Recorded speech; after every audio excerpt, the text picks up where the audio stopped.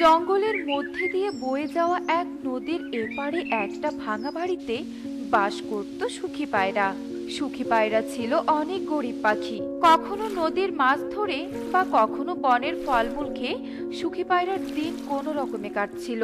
আর নদীর ওপারে একটা বড় বাড়িতে বাস করত টুনি পাখি। টুনি ছিল অনেক ধনী পাখি, তাই সে সব সময় স্বর্ণের গয়না পরে বেড়াতো। হে সৃষ্টিকর্তা, আমার এই কষ্টের দিনকে কোনোদিন শেষ হবে না। খিদের জ্বালায় পেটটা চলে যাচ্ছে, কিন্তু ঘরে কোনো খাবার নেই। যাই দেখি নদীর মাছ পাই কিনা। আরে বাহ, টুনিকে তো অনেক সুন্দর লাগছে। টুনির শরীরে কত সোনা দানা, আর টুনির তো কোনো কিছুরই অভাব নেই। কিন্তু টুনি এত সোনা দানা পরে কোথায় যাচ্ছে দেখি তো। এমন সময় সুখী পায়রা দেখতে পায় টুনি একটু জাদু দণ্ডের সাহায্যে পরিরূপ ধারণ করছে আর কোথাও একটা চলে যাচ্ছে। এ কি টুনি, এ কি টুনি পাখি থেকে পরিরূপ ধরলো কি করে? আর পরিরূপ ধরে টুনি যাচ্ছেই বা কোথায়? আমি তো কিছুই বুঝতে পারছি না। না, আমাকে ব্যাপারটা দেখতে হচ্ছে।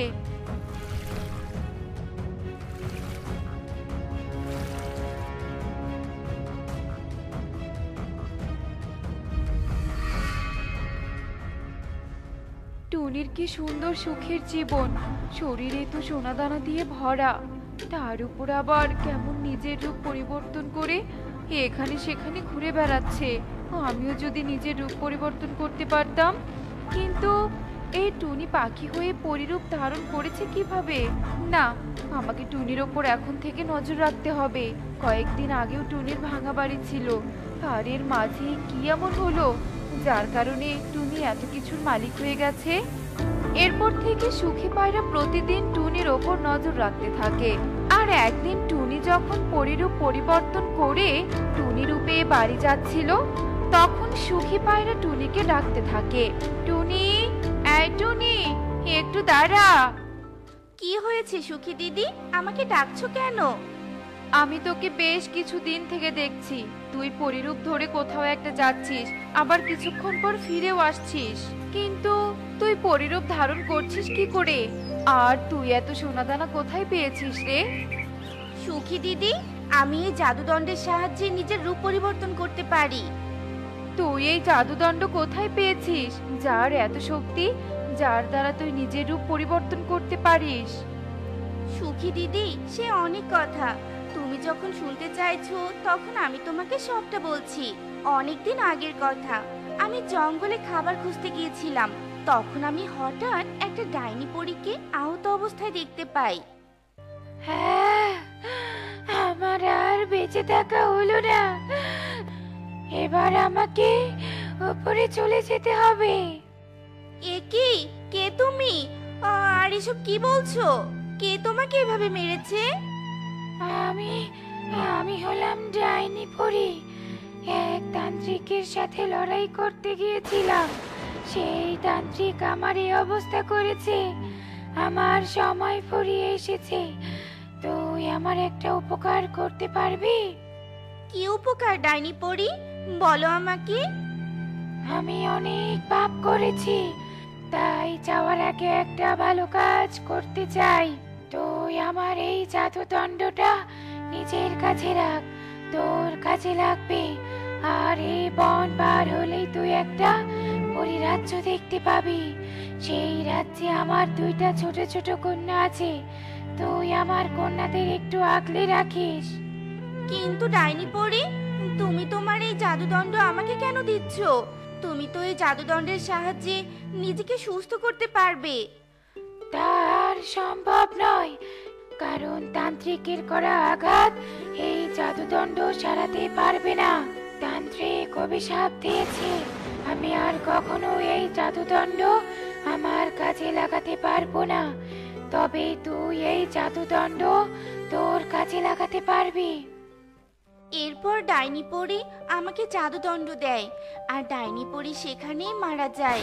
আর আমি ডাইনি পরীর দুই কন্যাকে দেখে রাখি, তাই প্রতিদিন আমি পরীরূপ ধারণ করি আর ডাইনি পরীর রাজ্যে যাই। ও আচ্ছা, এজন্যই তোর এত সোনা দানা? হ্যাঁ সুখী দিদি, তুমি ঠিক ভেবেছো। এরপর থেকে টুনি ও সুখী পায়রা রোজ কিছুক্ষণ করে গল্প করে। টুনির সাথে যখনই সুখী পায়রার দেখা হতো, সুখী পায়রা তখনই টুনিকে তার দুঃখের কথা শোনাতো। আর টুনি তা শুনে সুখী পায়রার জন্য সুস্বাদু খাবার বা কখনো কখনো উপহার নিয়ে আসতো। তা পেয়ে সুখী পায়রা অনেক খুশি হতো। এই বোকা টুনিকে দিয়ে বেশ ভালোই উপকার হচ্ছে। কোনো রকম কষ্ট ছাড়াই আমি দুবেলা পেট ভরে ভালো মন্দ খাবার খেতে পাচ্ছি, আবার সুন্দর সুন্দর উপহারও পাচ্ছি। কাল থেকে টুনির সামনে আরো বেশি করে দুঃখের কাহিনী শোনাবো।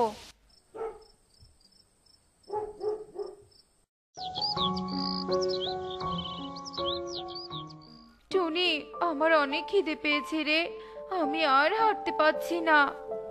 সুখী দিদি, তুমি এখানে দাঁড়াও, আমি ওই গাছ থেকে ফল পেড়ে নিয়ে আসছি। টুনি গাছ থেকে একটা ফল পেড়ে নিয়ে আসে আর সুখীকে খেতে দেয়।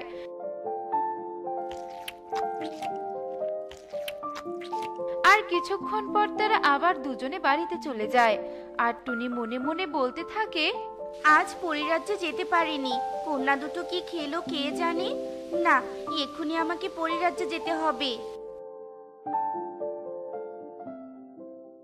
মা, তুমি এসেছো?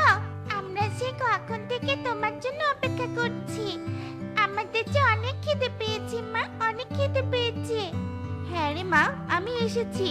আমি এক্ষুনি তোদের খাবার খেতে দিচ্ছি, তোরা কোনো চিন্তা করিস না।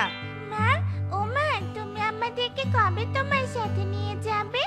আমরা আর কতদিন তোমাকে ছাড়া থাকবো বলো তো? মারি, আমি খুব তাড়াতাড়ি তোদেরকে এখান থেকে নিয়ে যাব, তারপর তোরা সব সময় আমার সাথেই থাকতে পারবি। তোরা তো জানিস না, তোদের 1 বছর পূর্ণ না হলে তোদেরকে আমি এই রাজ্যের বাইরে নিয়ে যেতে পারবো না, কারণ তোরা যে ডাইনি পরীর সন্তান। কিন্তু সেটা তোদেরকে কিছুতেই জানতে দেয়া যাবে না। তোরা আমার মেয়ে হয়ে আমার কাছে থাকবি, তোদের আমি কোনো বিপদ হতে দিব না। এরপর টুনি বনে ফিরে আসে আর নদীর পাড়ে দাঁড়িয়ে সুখী পায়রা বলতে থাকে, টুনির কাছ থেকে যে করেই হোক জাদু দণ্ডটা আমাকে নিতেই হবে, তাহলে ওই সব কিছুর মালিক আমি হব, আমি। সুখী পায়রা যখন এসব কথা বলছিল তখন সেখানে একটা শিকারী আসে আর সুখী পায়রাকে একটা জাল দিয়ে বন্দি করে ফেলে। হে কি, কে আমাকে এভাবে জালে বন্দি করলো? ছেড়ে দাও, ছেড়ে দাও বলছি। না না, আমি তোকে কিছুতেই ছেড়ে দিব না। অনেক কষ্টে আমি তোকে বন্দি করতে পেরেছি, আর তুই কিনা বলছিস তোকে ছেড়ে দিব? দয়া করে তুমি আমাকে ছেড়ে দাও, আমার কোনো ক্ষতি করো না। সুখী পায়রা অনেক কান্না করছিল আর সেই কান্না টুনি শুনতে পায় আর সেখানে চলে আসে। হে কি, সুখী দিদি, শিকারী তোমাকে বন্দি করেছে? হ্যাঁ টুনি, শিকারী আমাকে বন্দি করেছে। কে তুই, আর এখানে কেন এসেছিস? বাঁচতে চাইলে এখান থেকে পালিয়ে যা, নয়তো তোর অবস্থাও এমনটাই হবে। হা হা হা হা হা। শয়তান শিকারী, তুই তুই আমাকে ভয় দেখাস? দাঁড়া, তোকে দেখাচ্ছি মজা। এ কথা বলে টুনি জাদুদণ্ডের সাহায্যে শিকারীকে মেরে ফেলে আর সুখী পায়রাকে জালের ভেতর থেকে মুক্ত করে। তোকে অনেক ধন্যবাদ টুনি, আমাকে রক্ষা করার জন্য। তুই আমাকে ক্ষমা করে দিস। আমি তোর ক্ষতি করতে চেয়েছিলাম, ভেবেছিলাম তোর জাদু দণ্ডটি আমি নিজের করে নিব আর এই সব কিছুর মালিক আমি হব, কিন্তু আমার এই বিপদে তুই আমাকে সাহায্য করেছিস আর প্রাণ বাঁচিয়েছিস। তুই অনেক ভালো ও সৎ পাখি রে টুনি, আমি আর কখনো তোর ক্ষতি করার চিন্তাও করব না। সুখী দিদি, তুমি আমার ক্ষতি করার কথা ভেবেছিলে, কিন্তু ক্ষতি তো আর করনি। আর তুমি তোমার ভুল বুঝতে পেরেছো, এতেই আমি অনেক খুশি হয়েছি। তুমি আর মন খারাপ করে থেকো না সুখী দিদি। এভাবেই 1 বছর কেটে যায় আর টুনি ডাইনি পরীর 2 কন্যাকে নিজের কাছে নিয়ে আসে আর নিজের সন্তানের মতো করে বড় করে তুলতে থাকে। তোর এখনো সময় আছে, তুই আমার এই নাগরাজ্য থেকে চলে যা, নয়তো আমি তোকে চূর্ণ বিচূর্ণ করে দিব বললাম। নাগরানী, তুই ভুলে যাস না যে আমি তোর থেকে শক্তিতে কোনো অংশে কম নই। তুই যদি তোর ভালো চাস তাহলে এই নাগরাজ্য থেকে বেরিয়ে যা, এই নাগরাজ্য এখন থেকে আমি নিয়ন্ত্রণ করব। মূর্খ কাল নাগিন, তোর এই মনস্কামনা কোনো দিনই পূরণ হবে না, বুঝতে পেরেছিস? চল এবার তাহলে যুদ্ধে নামা যাক। নাগিন আর কাল নাগিন যুদ্ধ শুরু করে দেয়। দুজনে নিজেদের শক্তি প্রয়োগ করতে থাকে। তারা দুজন এভাবে বেশ কিছুক্ষণ যুদ্ধ করে। এরপর এক পর্যায়ে কাল নাগিনী নাগরানীর কাছে হেরে যায়। আমাকে তুই এত সহজে হারাতে পারবি না। আমি আবার ফিরে আসব, আর তোর এই নাগরাজ্য আমি দখল করেই ছাড়বো। এরপর কাল নাগিন আগুন জ্বালিয়ে সুযোগের সৎ ব্যবহার করে আর ছানা দুটোকে নিয়ে পালিয়ে যায়। আর এইদিকে নাগরানী আগুন নেভাতে ব্যস্ত হয়ে পড়ে আর কাল নাগিনী দুই সাপের ছানাকে নিয়ে গহীন জঙ্গলে চলে যায়। তোরা যদি নাগরাজ্যে থাকিস তাহলে তোরা অনেক শক্তিশালী হয়ে যাবি, আর আমি তখন কিছুতেই নাগরাজ্য দখল করতে পারবো না। তোরা তো এখন অনেক ছোট, তাই তোদের আর আমি এখন ইচ্ছাতে মেরে ফেললাম না। এখানেই পড়ে থাক, কোনো না কোনো হিংস্র প্রাণী এসে তোদের খেয়ে নিয়ে যাবে। কাল নাগিনী গহীন জঙ্গলে সাপের ছানাদের ফেলে রেখে চলে যায় আর সাপের ছানা দুটো পড়ে থেকে কান্না করতে থাকে। ঠিক তখন একটা বক সেখানে চলে আসে।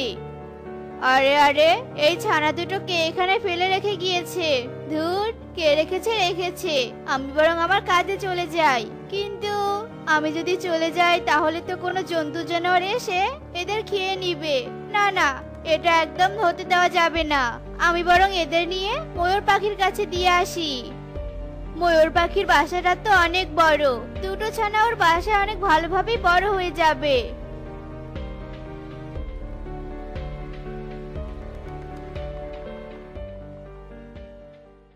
হ্যাঁ রে বক, তুই এই সাপের ছানা কোথায় কুড়িয়ে পেলি বলতো?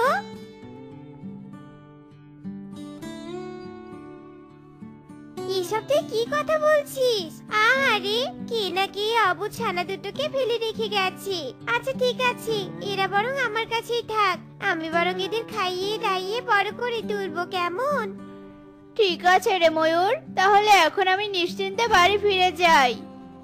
এরপর বক তার বাড়িতে ফিরে যায় আর ময়ূর ছানা দুটোকে বাটিতে করে দুধ খেতে দেয়। আর কুড়িয়ে পাওয়া দুই সাপের ছানা দুধগুলো খেতে থাকে। এদিকে নাগরাজ্যের নাগরানী শয়তান কাল নাগিনী আমাকে বোকা বানিয়ে আমার ছানাকে নিয়ে পালিয়েছে। আমি ওকে কিছুতেই ছাড়বো না, ওর সবকিছু আমি ছিনিয়ে নিব। এবার তো প্রাণে বেঁচে গেছে, কিন্তু এরপর আমি আর ওকে প্রাণে বাঁচতেই দিব না। নাগরানী রেগে আগুন হতে থাকে। এরপর দেখতে দেখতে রাত হয়ে আসে।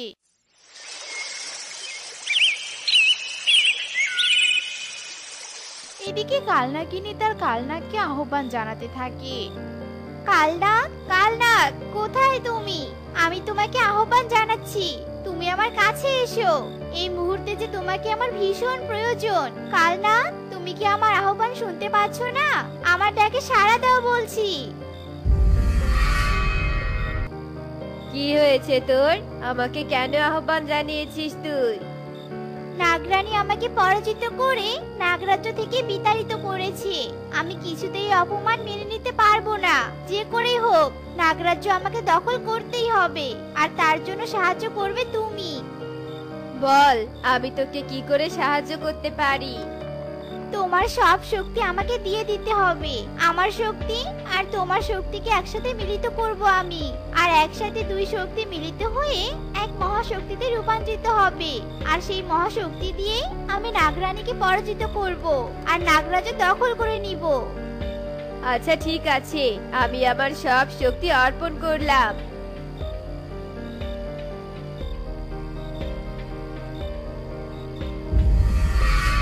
এবার নাগরাজ্য দখল করা থেকে আমাকে কেউ আটকাতে পারবে না। এরপর কালনাগী নাগরাজ্যে ফিরে যায় আর অপ্রস্তুত নাগরানীকে আক্রমণ করে তাকে পরাজিত করে। নাগরানী, এবার তুই নাগরাজ্য থেকে বেরিয়ে যা।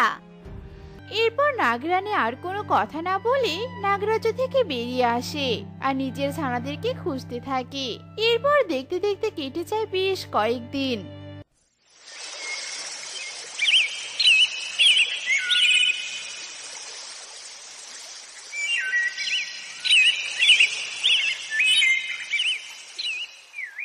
ছানা দুটো তো এখনো বড় হয়নি, আর আমাকে তো জরুরি কাজের জন্য বাইরেও যেতে হচ্ছে। আমি বরং এই ছানা দুটোকে টুনি পাখির কাছে রেখে আসি। একমাত্র টুনি পাখি পারবে এদের ভালোভাবে আগলে রাখতে। ময়ূর মুখে করে খাঁচা নিয়ে টুনির কাছে যায় আর দুই ছানাকে কুড়িয়ে পাওয়ার সব ঘটনা টুনিকে খুলে বলে। আমার তো কোনো ছানা নেই, আমি বরং এদেরকে আমার নিজের ছানার মতো করে বড় করে তুলবো। ঠিক আছে, আমি বরং এখন আসি তবে। ময়ূর পাখি সেখান থেকে চলে যায় আর টুনি ছানা দুটোকে খাঁচা থেকে বের করে মাটিতে রাখে। আমরা মায়ের কাছে যাব। মা, কোথায় তুমি? আমরা মায়ের কাছে যাব। মা, মা কোথায় তুমি? ছানারা, তোরা ওভাবে আর কাঁদিস না, আমি তোদের মা। না না, তুমি আমাদের মা নও। হ্যাঁ, আমি তোর মা নই, কিন্তু মায়ের মতো করে তোদের বড় করে তুলবো। এরপর যদি কোনোদিন তোর মাকে খুঁজে পাই, তাহলে তোদের তোর মায়ের হাতে তুলে দিব। বাচ্চারা টুনির কথা রাজি হয়ে যায় আর এরপর থেকে টুনি কুড়িয়ে পাওয়া দুই সাপের ছানাকে নিজের ছানার মতো করে বড় করে তুলতে থাকে। আর এভাবে দেখতে দেখতে কেটে যায় বেশ কয়েকদিন।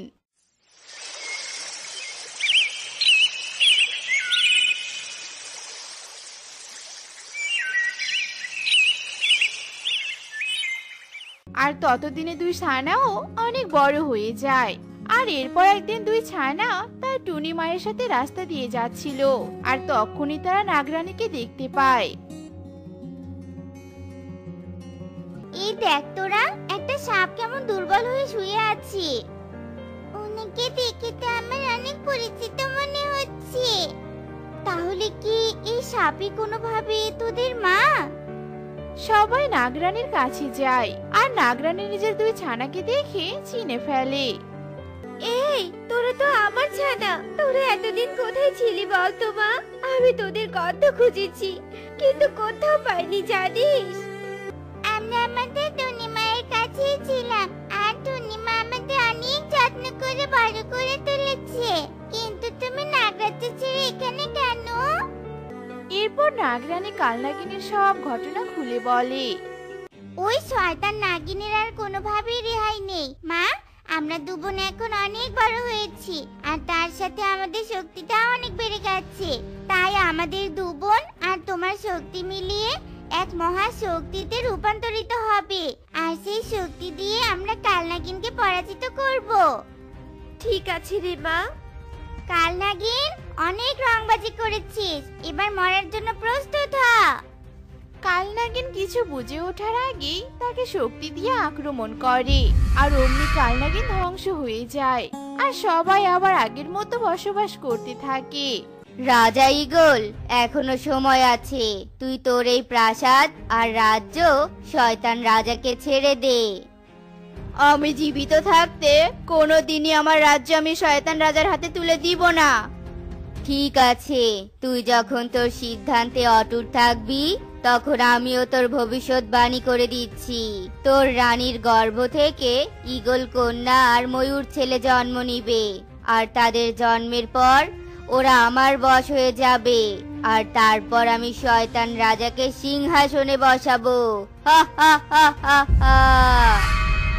না, এমন ভবিষ্যৎবাণী কখনোই পূরণ হতে পারে না। গায়েবী আওয়াজ, গায়েবী আওয়াজ। রাজা চিৎকার করে গায়েবী আওয়াজকে ডাকতে থাকে, কিন্তু ততক্ষণে গায়েবী আওয়াজ বন্ধ হয়ে যায় আর রাজা মহা চিন্তায় পড়ে যায়। এদিকে রানীও আগে থেকে গর্ভবতী ছিল। মহারাজ, আপনি কোনো চিন্তা করবেন না। আমার ভেতর যে দৈব শক্তি আছে, তা দিয়ে আমি আমার সন্তানদের বশ হওয়া থেকে আটকাতে পারবো, আর আমি আমার সন্তানদের ভেতর এক অদৃশ্য শক্তির যোগান দিতে পারবো। ঠিক আছে মহারানী, তুমি তাই করো। রাজা আর রানী তাদের সন্তান জন্ম নেওয়ার দিন গুনতে থাকে। এভাবে দেখতে দেখতে অনেকগুলো দিন কেটে যায়।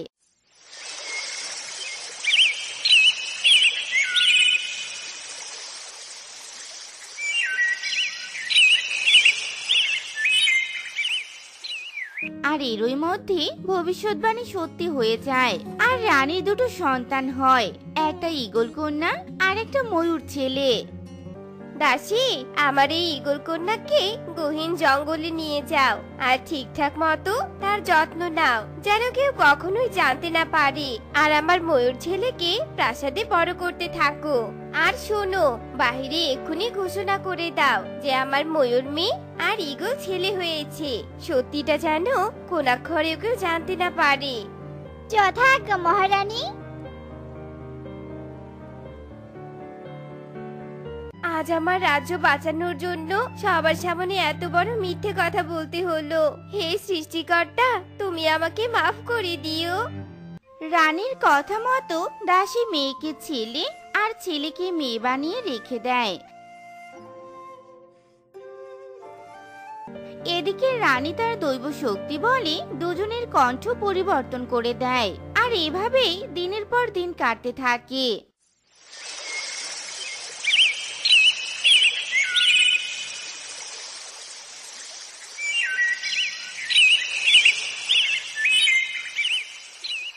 আর ময়ূর মেয়ের পরিচয়ে প্রাসাদে বড় হতে থাকে, আর ওইদিকে ঈগল ছেলের পরিচয়ে বাঁচতে থাকে। মহারাজ, ময়ূর তো বড় হচ্ছে, এখন ওর জন্য একজন দাসী নিয়োগ দিতে হবে, যে কিনা সর্বাবস্থায় ময়ূরকে আগলে রাখতে পারবে, সব বিপদ থেকে রেহাই দিতে পারবে। এমন দাসী কোথায় পাবো? মহারাজ মার্জনা করবেন, আপনি যদি বলেন তাহলে আমি ময়ূরের জন্য একজন সাহসী আর বিভিন্ন শক্তির অধিকারী মেয়েকে আপনার সামনে এনে হাজির করতে পারি। আচ্ছা ঠিক আছে ইঁদুর, যা। এরপর ইঁদুর ছুটে টুনির কাছে যায় আর রাজার সমস্যার কথা খুলে বলে, আর সব শুনে টুনি প্রাসাদে আসে।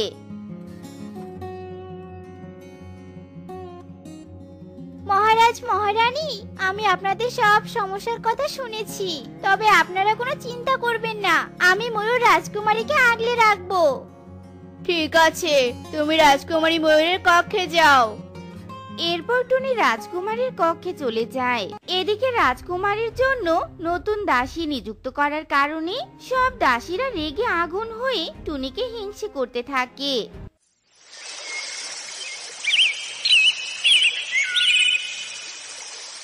রাজকুমারী, অনেক রাত হয়েছে, এবার আপনি ঘুমিয়ে পড়ুন, আর এভাবে জানালাটা একদম খোলা রাখবেন না, আপনার জন্য বিপদ হতে পারে।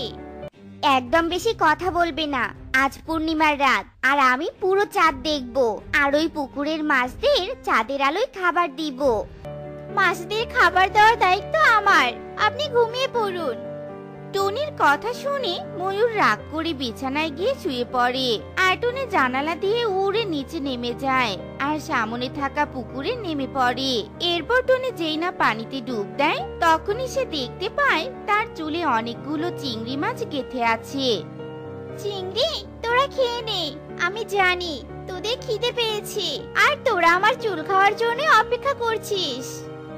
টুনির চুলের চিংড়ি মাছগুলো টুনির চুল খেয়ে বড় হয়ে জলে লাফিয়ে পড়ছে, আর এরপর খাওয়া শেষে টুনি পুকুর থেকে উঠে আসে, আর এদিকে ময়ূর জানালায় দাঁড়িয়ে সব ঘটনা দেখে ফেলে। এ তো কোনো সাধারণ মেয়ে নয়, এ তো দেখছি কোনো দৈব শক্তি সম্পূর্ণ মেয়ে। ময়ূর এসব বলতে বলতে দূর থেকে আগুনের গোলা এসে ময়ূরের ঘরে পড়ে, আর পুরো ঘরে আগুন লেগে যায়। আরে, হঠাৎ করে এত আগুন কোথা থেকে এলো? আর এত আগুনে তো আমার কোনো শক্তিও কাজ করছে না। কোনো ভয় নেই রাজকুমারী। এরপর টুনি ময়ূরকে পা দিয়ে তুলে নিয়ে বাইরে চলে যায়। এদিকে শয়তান রাজা ঈগলকে ধরে নিয়ে প্রাসাদে আসে আর হামলা চালাতে থাকে। ময়ূর রাজকুমারী, বেরিয়ে আয় বলছি, আর কত লুকিয়ে থাকবি? পূর্ণিমার আলো কোনোভাবে আর তোকে লুকিয়ে রাখতে পারবে না। তোরা আমার বসে আসিসনি, আজ তো তোদের কোনো কারণেই মাফ করব না। বেরিয়ে আয়, বেরিয়ে আয় বলছি।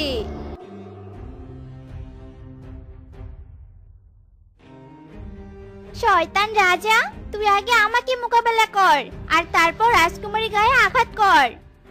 একটা পুচকি পাখি হয়ে তুই আমার পথ আটকে দাঁড়িয়েছিস, এবার মর তাহলে তুই।